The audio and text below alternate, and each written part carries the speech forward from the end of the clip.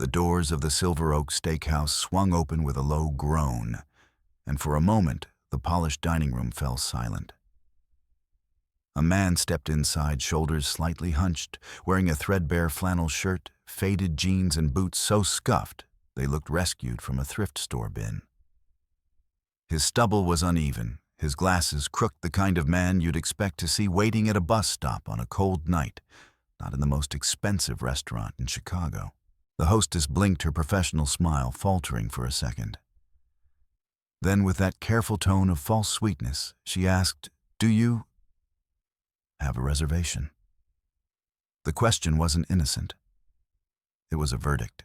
The man's name was Jonathan Hartwell, though nobody here knew it. To them, he was just another drifter who had wandered too far uptown. What they didn't see was that Jonathan was worth over $10 billion, and he owned the very restaurant they were trying to keep him out of. The hostess led him quickly, almost hurriedly, to a cramped table near the swinging doors of the kitchen. A table so close to the clatter of dishes, it was practically part of the staff corridor. It was the worst seat in the house, reserved for people the restaurant wished would simply disappear. Patrons turned to watch him as he sat. Women in diamonds tilted their heads, men in tailored suits whispered behind hands. A ripple of quiet disdain spread across the room. Jonathan could feel it pressing against his skin, but he didn't flinch. This was exactly where he wanted to be, because tonight, Jonathan wasn't here for the food. He wasn't here for the mahogany decor or the hand-stitched leather chairs. He had come hunting for something money could never buy: honesty. When the waitress finally arrived, Jonathan's voice was calm, almost casual. "I'll take the tomahawk prime," he said, pointing to the most extravagant cut of steak on the menu. "And a glass of the '96 Cabernet." The price of that single order, over $900, made the air around the table freeze. The waitress hesitated, eyes flicking to his boots, then back to his face. Other servers stole quick glances, trying not to stare. Across the room, the manager leaned forward, eyebrows raised, as though waiting for the punchline of a cruel joke. But Jonathan didn't blink. He simply folded the menu, placed it neatly on the table, and met the waitress's gaze with steady, unshaken eyes. This was no ordinary customer. And this night was about to unravel into something no one in that restaurant could have imagined. From the swinging kitchen doors came a young woman, her stride brisk, but her posture weary. Emily Carter was just 24, though the shadows beneath her eyes made her look years older. Her uniform was clean, but faded apron strings frayed from too many double shifts. And her shoes, those black non-slip clogs required by restaurant policy, were so worn at the seams that the soles had gone nearly smooth. Every step was a quiet testimony to long nights spent on her feet. Unlike the hostess, Emily didn't hesitate when she approached the shabby stranger at the back table. She greeted him with the same steady voice she used for every customer. "Good evening, sir. I'll be taking care of you tonight." There was no trace of judgment, no condescension in her tone. She set down a basket of warm bread, and though her smile was small, it was real. Jonathan noticed the slight tremor in her hand as she placed the glass of water before him. Most patrons would have ignored it. But Jonathan Hartwell was not most patrons. He had built an empire by watching closely, by listening to the quiet details others missed. And in Emily's trembling fingers, in the faint hitch of her breath, he saw more than fatigue. He saw the weight of someone carrying a burden far too heavy for her age. What Jonathan didn't know, but would soon discover, was that Emily's life had narrowed to a single desperate mission: keeping her younger brother alive. 16-year-old Matthew Carter had been born with cystic fibrosis, a cruel disease that chained him to hospital rooms and oxygen tanks. The medical bills had long since eclipsed what any waitress could hope to pay. By the time Matthew turned 16, the debt had climbed past $300,000. Insurance had tapped out. Every dollar Emily made went straight to keeping him breathing. And then came Victor Hayes, the restaurant's manager. Slick suit, oily charm, a man who thrived on power over the powerless. He had caught a minor mistake in Emily's inventory logs, an honest error from an exhausted young woman working 3 shifts back to back. But to Hayes, it was leverage. He accused her of theft, of skimming. He told her she owed the company thousands. And then, with a smile too thin to be anything but cruel, he offered her a choice sign-off on his doctored invoices or lose everything. From that day forward, Emily's paycheck was bled dry. Her tips were monitored. She was forced to reconcile numbers that didn't add up to hide shipments from suppliers no one had ever seen. She had become, against her will, a reluctant accomplice to Hayes's fraud. And all the while, her brother's condition grew worse. Each threat Hayes whispered wasn't just about her job. It was about Matthew's next hospital stay, his next breath. Yet here she was standing before Jonathan Hartwell, treating him with the same respect she gave to the wealthiest customer in the room. No smirk, no hesitation, no judgment. While others sneered at his shabby jacket, Emily Carter looked him in the eye and saw only a man, not a wallet.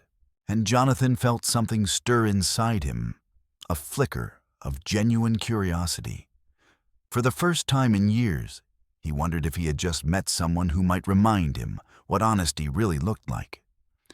The kitchen printer spat out Jonathan's order with a harsh buzz, and within seconds, it was the talk of the staff line. A tomahawk prime, the most expensive steak on the menu, and a glass of a rare vintage Cabernet. $950 in one sitting. For a man dressed like a drifter, it didn't take long for Victor Hayes to notice. The manager's slick hair and polished shoes made him look the part of success, but his eyes gave him away calculating, predatory, always searching for weakness. He cornered Emily near the wine station, his voice sharp, but hushed enough that patrons wouldn't hear. "What the hell do you think you're doing?" His lips barely moved, his smile a brittle mask. "That guy looks like he can't afford a sandwich, and you let him order the most expensive cut in the house. Did you even bother to get a card first?" Emily's stomach tightened. She had been here before, pinned under his stare like an insect under glass. "He didn't seem like a joke, sir," she whispered, keeping her tone respectful. "I didn't want to embarrass him." Hayes leaned closer, so close his breath brushed her ear. "Embarrass him, Emily, when he walks out without paying that bill lands on you. Every penny. And let's not forget your brother's care depends on this job. One mistake and you lose it all." The words struck like a knife. For a second, Emily felt her knees weaken. But across the room at the shabby little table by the kitchen doors, Jonathan Hartwell was watching. He didn't hear the words, but he saw everything, the way Hayes's body loomed, the fear tightening Emily's shoulders, the way her hands shook as she gripped her order pad. Jonathan's eyes met hers.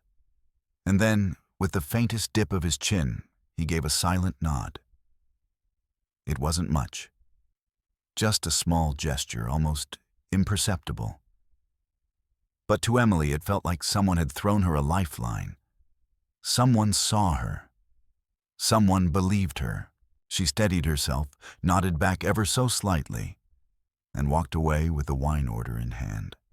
Hayes muttered something under his breath, but she no longer let it pierce as deeply. Dinner service rolled on the hours, blurring into a haze of plates and chatter.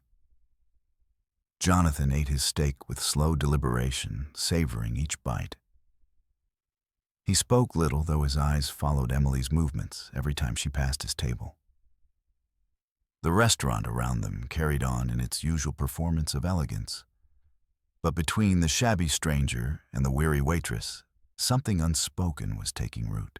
Finally, as Jonathan lingered over a last cup of coffee, Emily made her choice. She couldn't whisper. Hayes's gaze was everywhere. She couldn't beg for help, he'd see that too. She needed something he wouldn't notice. With her heart pounding in her chest, Emily slipped into the break room. She pulled a fresh linen napkin from the stack and clutched a pen from her apron.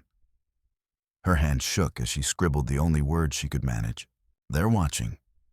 Ledger in Hayes's office. Bad meat. Customers in danger. No signature. No plea. Just a warning sharp enough to pierce through doubt. She folded the napkin into a tight square and tucked it deep into her apron pocket. When she returned to Jonathan's table to clear his cup, her hands moved with practiced precision. Bread basket, sugar caddy, water glass, and then beneath the small black bill tray, she slipped the folded napkin. It was a sleight of hand, born of desperation, done in less than a heartbeat. Jonathan's eyes flicked down as she set the tray before him. He didn't move, didn't speak. But when Emily turned and walked away, her chest tight with terror, she knew he had seen. And when Jonathan opened the napkin under the table's edge, the words, "inside," stopped him cold. The night air outside the Silver Oak Steakhouse was sharp with the smell of rain on pavement. Jonathan Hartwell leaned against a brick wall in the alley beside the restaurant, the glow of a street lamp painting his face in fractured light. In his hand, the folded linen napkin trembled slightly, not from weakness, but from the weight of what it carried. They're watching. Ledger in Hayes's office. Bad meat. Customers in danger. He read the words again slowly, as though each one might change if he blinked. This wasn't a waitress begging for a bigger tip. This wasn't a plea for help that could be brushed aside. This was a spark dropped into dry grass. If true Hayes wasn't just skimming the books, he was putting lives at risk, poisoning the very supply chain that bore Jonathan's name, his reputation, his empire. The billionaire's chest tightened. He had seen markets collapse with a single rumor, fortunes lost with one headline. But this wasn't about profit margins. This was about trust, about the very soul of what he had built. Jonathan pulled a small, untraceable phone from his jacket pocket, one of the few habits he'd kept from a youth of hard lessons in a small Ohio town. He dialed a number he'd memorized years ago. The line clicked. A calm voice, British in cadence, answered. "Yes. William, it's me." Jonathan's tone was low urgent. On the other end, William Prescott, his chief operating officer, his confidant of 20 years, went silent for a beat. William was the only man alive who knew of Jonathan's secret excursions, in disguise the only one he trusted enough to confide in. "Jonathan," William said carefully, "you sound unsettled." Jonathan exhaled, staring at the napkin. "Something's happening here. Hayes isn't just incompetent, he's dangerous. I've got a note, a warning. It says he's moving tainted meat through our supply chain." Silence again, but this time heavier. "That's an extraordinary accusation," William said finally. "Do you have proof?" "Not yet. But the girl Emily, she risked everything to slip me this note." I saw the fear in her eyes. This isn't a petty complaint. She's trapped, and she still chose to act. William's voice carried the weight of reason, the ballast that had kept Jonathan from reckless choices in the past. "Jonathan, you can't confront Hayes directly. We can schedule an audit launch, a quiet review." "No." Jonathan's voice cut through like steel. "An audit gives him time to cover his tracks. He already suspects something. If he destroys that ledger, we lose the truth. Tonight is our only chance." A long breath on the other end. "If you're set on this, you'll need help. I don't want company men. No paper trail." "I wasn't thinking company men," William said quietly. "I know someone in Chicago, former intelligence. She owes me a favor." Jonathan's eyes narrowed. "Can I trust her?" "With your life. Her name's Claire Morgan." Jonathan checked his watch. Nearly midnight. He felt a surge of adrenaline. The decision was made. He would not wait, not risk the truth vanishing into shredded paper and erased files. "Tell her to meet me," he said. "And William, find out everything you can about Emily Carter." If she's telling the truth, she's in danger. If she's lying, I need to know why. Consider it done, William replied. Jonathan ended the call and slipped the napkin back into his pocket. Above him, the Chicago skyline glittered like a kingdom of glass and steel. But tonight, its king wasn't in the penthouse. He was standing in a dark alley, ready to walk back into the lion's den. And for the first time in years, Jonathan Hartwell felt the kind of fear that meant he was alive. The clock above the back alley of the Silver Oak ticked past midnight when a dark sedan rolled to a quiet stop. Its headlights cut off, leaving only the dim orange glow of a nearby street lamp. The driver's door opened, and a woman stepped out with a kind of confidence that didn't need announcing. Claire Morgan. Short dark hair tucked behind one ear jacket, zipped to the collar, eyes sharp and cool as river stones. She carried herself like someone who had walked into danger more times than most men walked into their offices. Jonathan studied her as she approached. She didn't offer a handshake, just a direct look and a flat introduction. "You're Hartwell. William says you want proof. Let's get it." There was no ceremony, no wasted time. She popped the trunk and revealed 2 gray janitorial uniforms, neatly folded, complete with counterfeit badges for Metro cleaning services. "Sparkle Clean was on the roster for tonight," she said. "I replaced 2 of their crew. As far as the system knows, we belong here." Jonathan slipped into the uniform, the fabric stiff, smelling faintly of bleach. He pulled a baseball cap low over his brow, and for the second time that night, shed the skin of the billionaire. Beside him, Claire moved with casual precision, snapping on gloves, pocketing tools. "Remember," she said, sliding a small earpiece into place, "we're invisible. No eye contact, no hesitation. Just 2 cleaners doing their job." Jonathan nodded. The role came surprisingly easy. After all, invisibility was the point of these excursions. Only this time the stakes weren't about loneliness, they were about survival. They entered through the service door, swiping the borrowed key card. The click of the lock was a small victory. Inside, the restaurant was transformed. The roar of laughter and clinking glasses had been replaced by silence. Only the hum of refrigeration units and the faint buzz of fluorescent lights remained. The air smelled of stale grease and industrial soap. Jonathan pushed a mop bucket down the corridor, wheels squeaking softly, while Claire walked ahead, scanning corners, every sense alert. She moved like a shadow, melting into the dark when needed, emerging only when it was safe. At the end of the hallway stood the door to Hayes's office. Claire crouched before the keypad, her fingers flying over a small device she pulled from her pocket. Within seconds, the lock gave a soft beep and clicked open. The office smelled of expensive cologne and arrogance. Plaques lined the walls, photos of Hayes shaking hands with city officials smiling at charity golf tournaments. But Jonathan's eyes went to the desk, a shrine of order hiding chaos beneath. "Safe," Claire murmured, spotting it behind a row of books. She set to work, stethoscope pressed against metal hands, steady as she spun the dial. Jonathan stood guard at the door, mop in hand pulse hammering in his ears. A soft click. The safe door swung open. Inside lay neat stacks of cash, a passport, and most importantly, a black leather ledger. Claire lifted it, flipping through pages filled with transactions. Suppliers with names Jonathan didn't recognize. Numbers that made no sense. And then the truth. Westland Meats. A supplier shut down months ago for bacterial contamination. Yet here, it was funneling product into his restaurants through Hayes's hand. Rotten, dangerous meat, served to patrons at a premium. Claire didn't waste time. She photographed every page with a pen-sized camera, then moved to Hayes's computer, plugging in a small drive. "Encrypted files," she whispered. "Give me 2 minutes." Jonathan's throat tightened as he stared at the ledger. Emily had been right.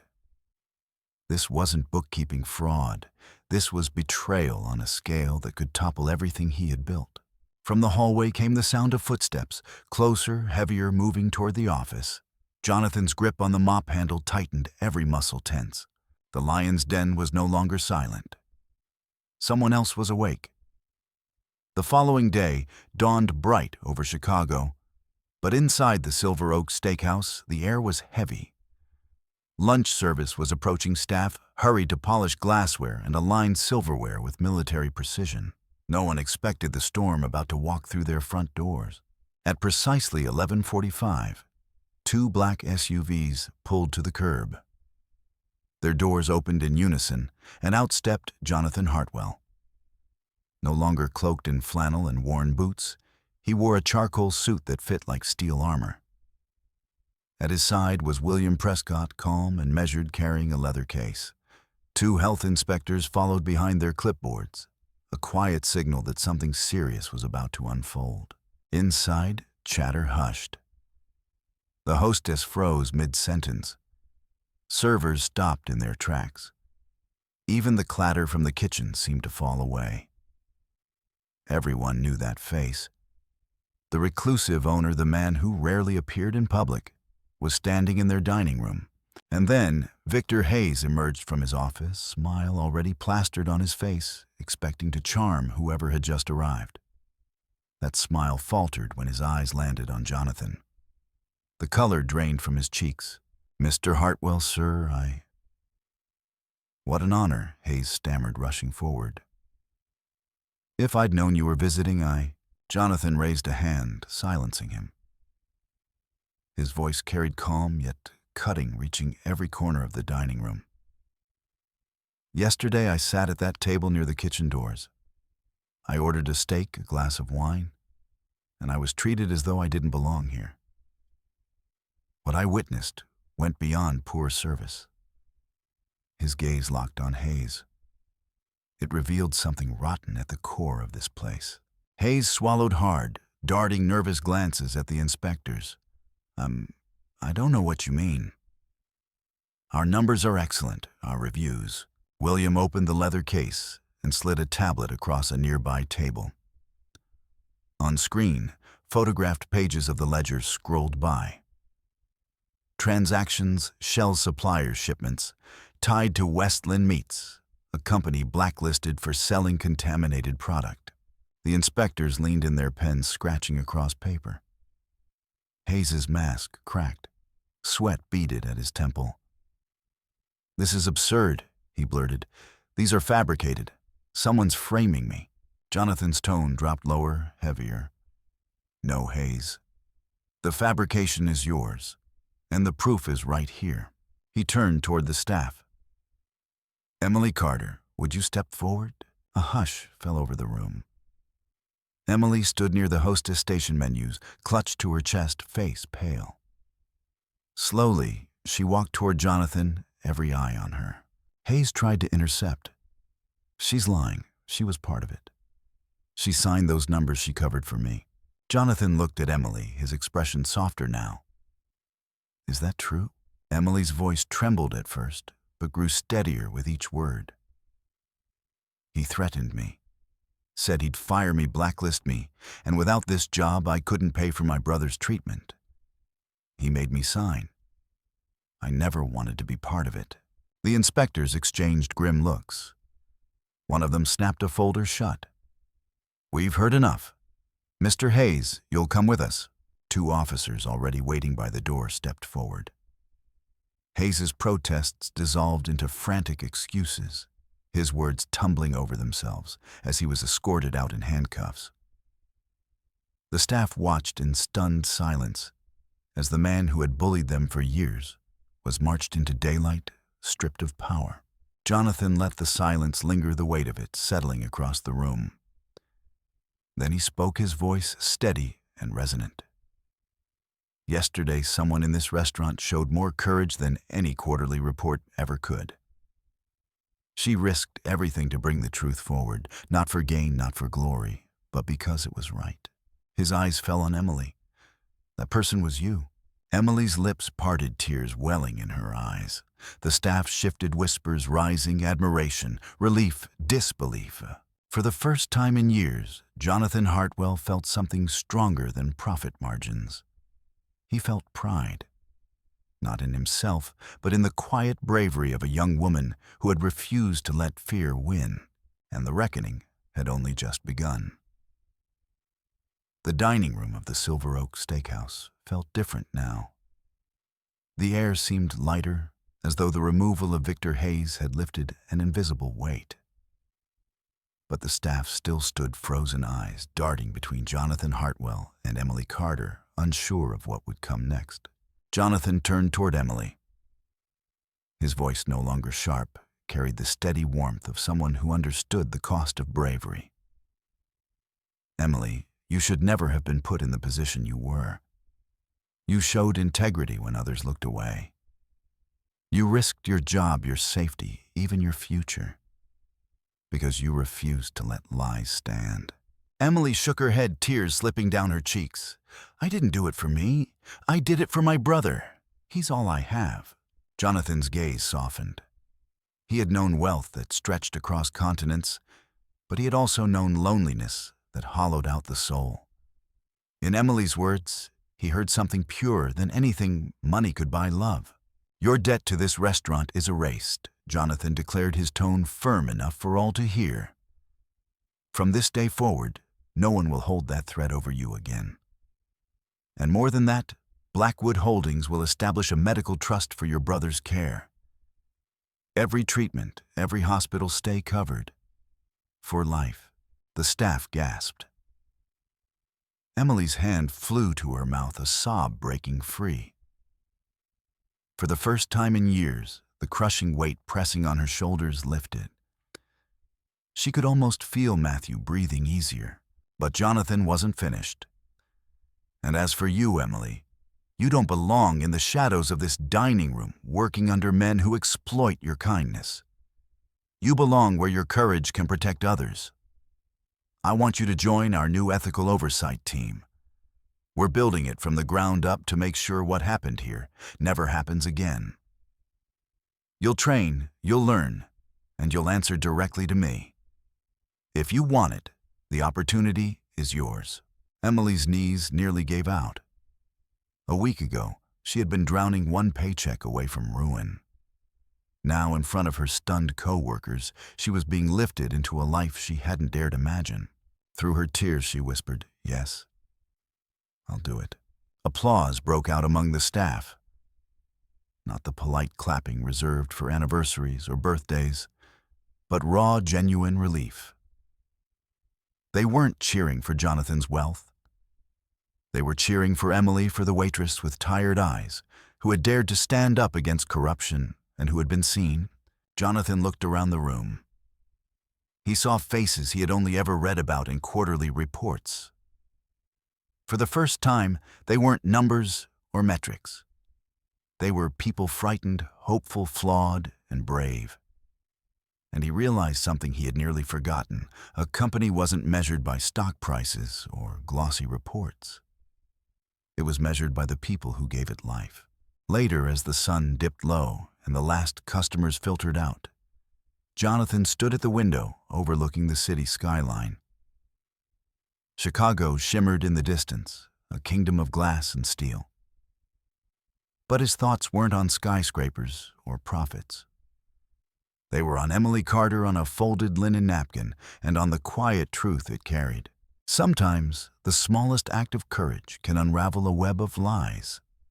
Sometimes the richest treasure is found not in vaults or ledgers, but in the heart of someone who refuses to break.